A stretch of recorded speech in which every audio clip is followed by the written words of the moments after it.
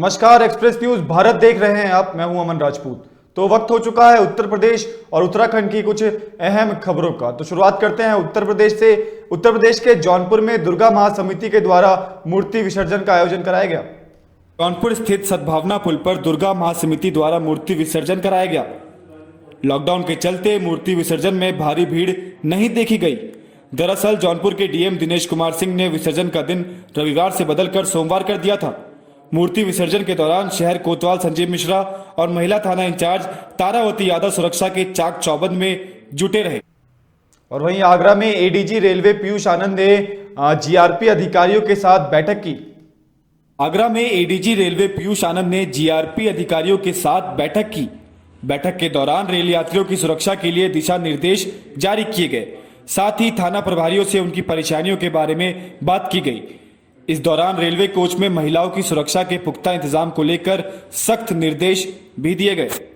गांजा तस्करी या वो कोई भी अपराध है उसके लिए ज़रूरी है, यही चीज़ मैंने अपने सभी अधिकारियों को बताई है कि आप कोई भी अपराधी अगर पकड़ में आता है तो उसके बैकवर्ड और फॉरवर्ड लिंकेजेस, वो कहाँ से ला रहा है और कहाँ ले जा रहा है, कहाँ से खरीद रहा है, कहाँ बेच रहा है, वो सब भी उससे पूछताछ करें ताकि ऐसे जो लोगों पे हैं उनके खिलाफ भी हम वैधानिक कार्रवाई कर सकें। तो वैसे ही कार्रवाई करने के लिए इस केस में भी और अन्य केसेस में भी सबको बताया गया है। तो वही मुरादाबाद में एक युवक ने प्रधान पति पर अवैध सरकारी जमीन पर अवैध कब्जे का और सरकारी धन के दुरुपयोग का आरोप लगाया है। मुरादाबाद में प्रधान पति के सरकारी संपत्ति में अवैध कब्जे और सरकारी धन के दुरुपयोग के संबंध में सुखन लाल पुत्र रामचरण ने गांव बेहड़ी रोशनपुर थाना भगतपुर में जिला अधिकारियों को एक प्रार्थना पत्र देकर ग्राम प्रधान के खिलाफ सरकारी संपत्ति पर अवैध कब्जे करने का आरोप लगाया है। प्रार्थना पत्र में सामुदायिक शौचालय में बहुत बड़े घोटाले को लेकर भी शिकायत की गई है और पूरे मामले की निष्पक्ष अधिकारियों से जांच करने की मांग की गई है। बता दें कि प्रार्थना पत्र में कहा गया कि ब्लॉक भगतपुर जिला मुरादाबाद में सामुदायिक शौचालय में बहुत बड़ा घोटाला हुआ है। सितंबर 2020 में सार्वजनिक शौचालय ग्राम बेहड़ी में साधन सह समिति के बराबर में निर्माण पूरा किया गया, लेकिन अनियमितताएं स्पष्ट प्रदर्शित होने पर सार्वजनिक शौचालय का पुनः निर्माण किया जा रहा है। इससे पहले भी सरकारी धन से किया गया निर्माण और सार्वजनिक प्रयोग से पहले ही ध्वस्त किया गया है।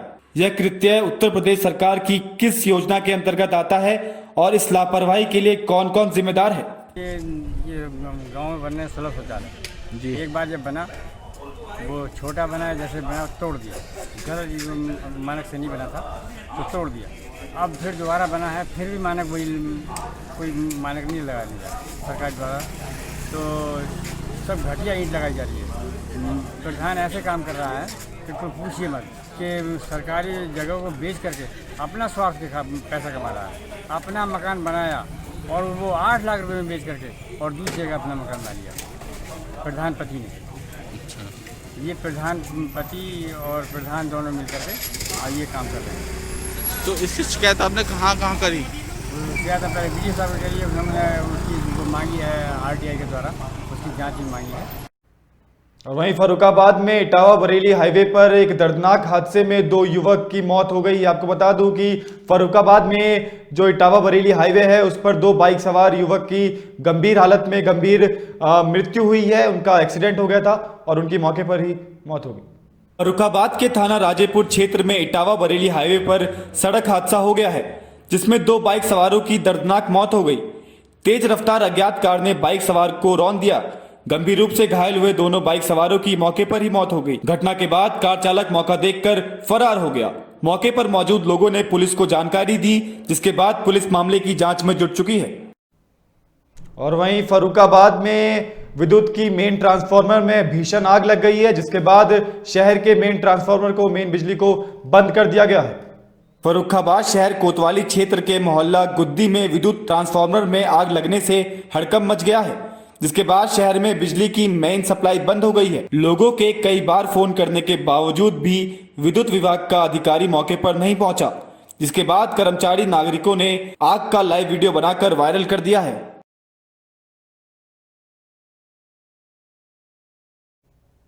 चलिए आपको यूपी के महोबा जिले के कालीदीन की कहानी सुनाते हैं, जिसकी उंगलियां पत्थरों में भी जान डाल देती है। यूपी के महोबा जिले में रहने वाले 61 साल के कालिदीन अपनी उंगलियों से बेजान पत्थरों में भी जान डाल देता है।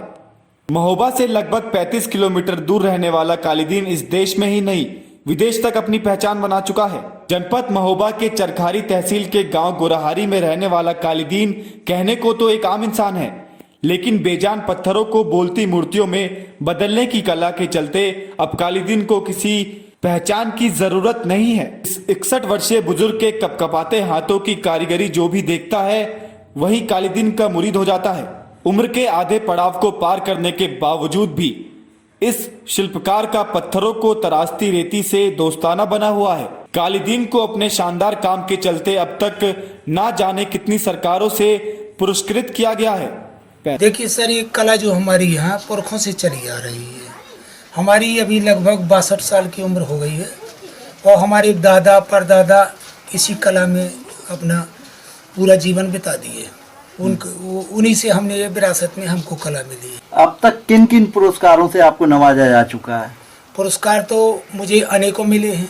जैसे खास पुरस्कार ऐसे हैं उत्तर प्रदेश सरकार से, विशिष्ट हस्तशिल्प पुरस्कार, लोहिया पुरस्कार और मेरिट अवार्ड मैंने लगातार इंडस्ट्री डिपार्टमेंट से लिया है और डीडी यूपी सम्मान, डीडी भारती दूरदर्शन से भी मुझे सम्मान मिला है।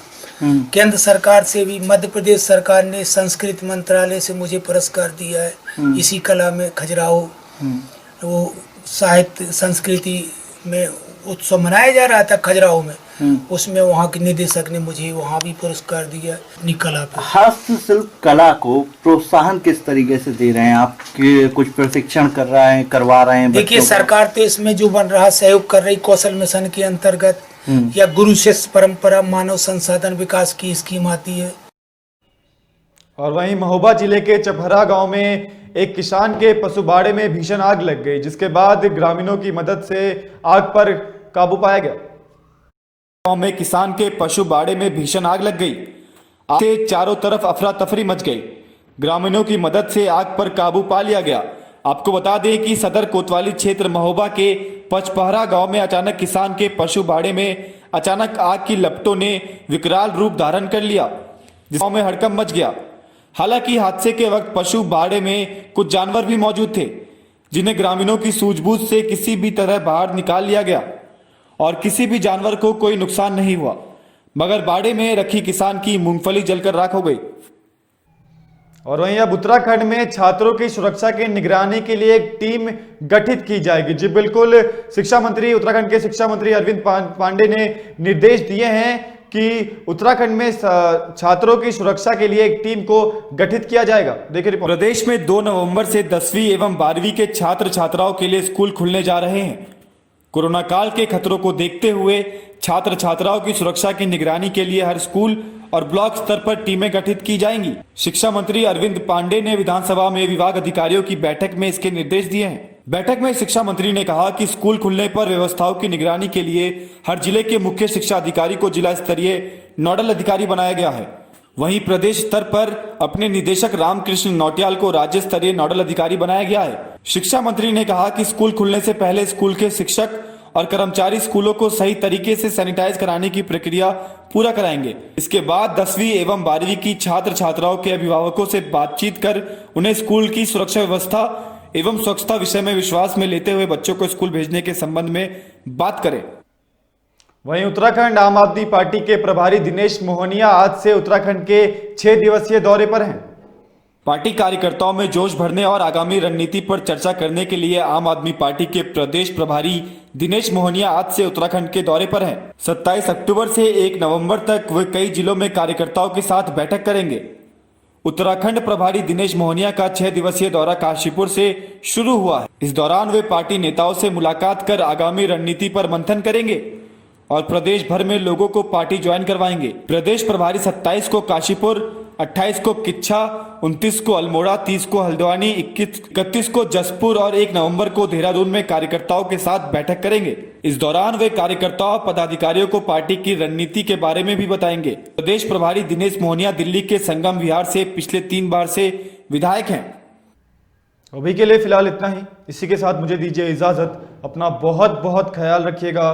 देश और दुनिया की तमाम खबरों को जानने के लिए देखते रहिए एक्सप्रेस न्यूज़ भारत। धन्यवाद।